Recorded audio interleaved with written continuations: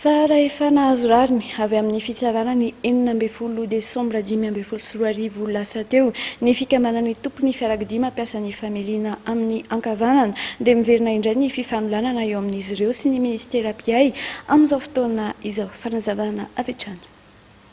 Nahazo rariny avy amin'ny filan-kevi-panjakana ny tompony fiarakodia ampiasana ny familiana amin'ny ankavanana nandritra ny fotoam-pitsarana mitaterahana ny andro ny 4 desambra teo teny amin'ny Cour suprême Manosy araka ny tatitra avy amin'ny fikambanana ireo tompony fiarakodia mampiasa ny familiana amin'ny ankavanana androany.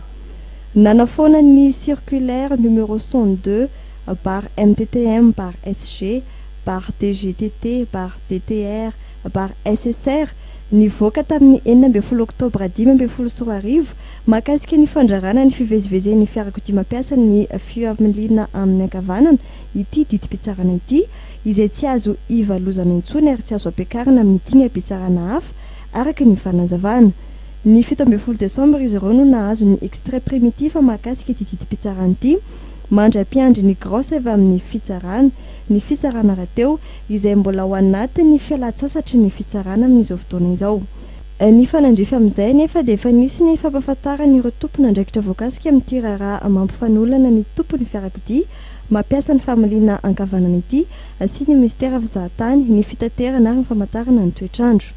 Ity tatitra avy amin'ny fikambanan'ny tompony fiarakodia mampiasa ny fiviliana amin'ny ankavanana ity ihany no nahafantarana fa tsy mankasitraka izany didim-pitsarana izany ministera tompony andraikitra.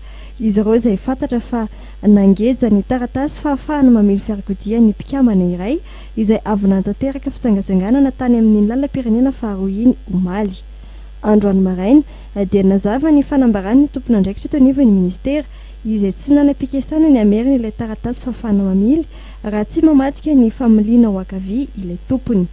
Manoloana ity trango ity dia nanameloka ny fihetsika ny fanjakana ny fikambanana izay nanambara fa hiaran'ny lalàna sy ambany lalàna avokoa na ny mpitondra na ny vahoaka ary firenena tandalàna i Madagasikara ka tokony ho hajaina izany.